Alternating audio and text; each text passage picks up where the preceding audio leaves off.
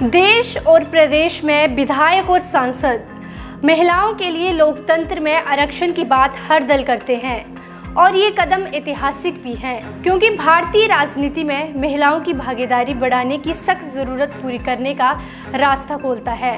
हिमाचल प्रदेश की सियासत में भी महिला जनप्रतिनिधियों की हिस्सेदारी बढ़ती जा रही है, जिसके बारे में आज हम आपको बताएंगे।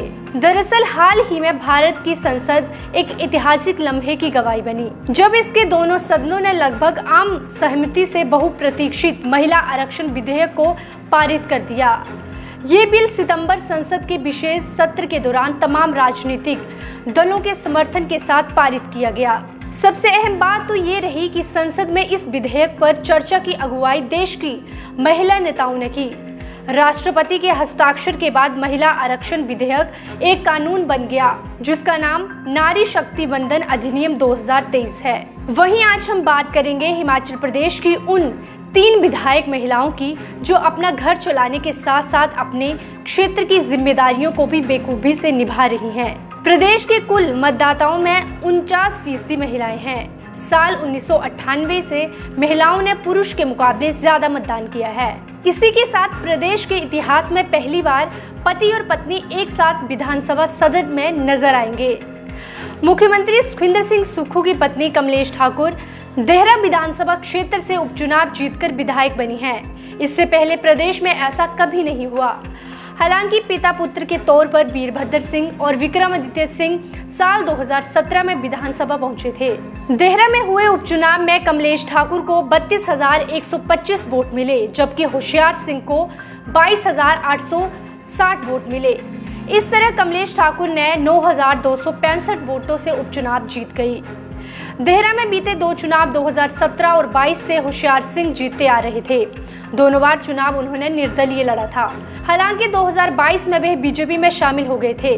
बीजेपी को इस सीट पर जीत की उम्मीद थी, लेकिन चुनावी नतीजों ने उनकी उम्मीद पर पानी फेर दिया। कमलेश ठाकुर को कांग्रेस पार्टी ने देहरा विधानसभा क्षेत्र के लिए हो रहे उपचुनाव में पार्टी उम्मीदवार के तौर पर चुनाव मैदान में उतारा था। उनका जन्म 2 अप्रैल 1970 को जिला कांगड़ा के देहरा उपमंडल नलसूहा गांव में हुआ। उन्होंने राजनीतिक शास्त्र में MA की डिग्री राजकीय कॉलेज चंडीगढ़ से हासिल की और PGDCA का डिप्लोमा भी किया है। उन्होंने 10वीं की उच्च शिक्षा राजकीय उच्च पाठशाला नलसूहा तथा जमा 2 की शिक्षा राजकीय माध्यमिक पाठशाला प्रागपुर से प्राप्त की। मुख्यमंत्री सुखविंदर सिंह सुक्खू का विवाह उनके साथ 11 जून 1998 को हुआ और उनकी समाज सेवा क्षेत्र में विशेष रुचि रही है। विशेष रूप से महिला शक्तिकरण के लिए कमलेश ठाकुर निरंतर सक्रिय रही है।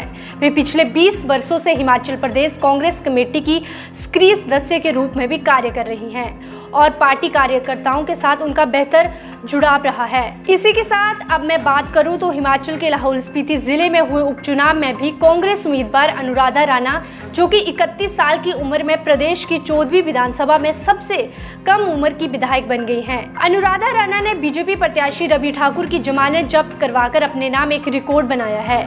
लाहौल स्पीति विधानसभा क्षेत्र के कांग्रेस उम्मीदवार अनुराधा राणा ने 9,414 वोटों से बीजेपी से भागे हुए निर्दलीय उम्मीदवार डॉक्टर रामलाल मारकंडे को मात दी है। भाजपा से भागे हुए रामलाल मारकंडा को 7,454 वोट मिले और बीजेपी प्रत्याशी रवि ठाकुर को केवल 3,049 वोट हासिल हुए, जिस कारण रवि ठाकुर अपनी जमानत भी नहीं बचा सके। ऐसे में विधायक अनुराधा राणा के नाम पहला रिकॉर्ड बागी नेता मारकंडा के सहयोग से भाजपा प्रत्याशी की जमानत जब्त करवाने का है। इससे पहले हिमाचल विधानसभा में भाजपा की पच्छाद से विधायक रीना कश्यप महिला विधानसभा में अकेली महिला विधायक थी।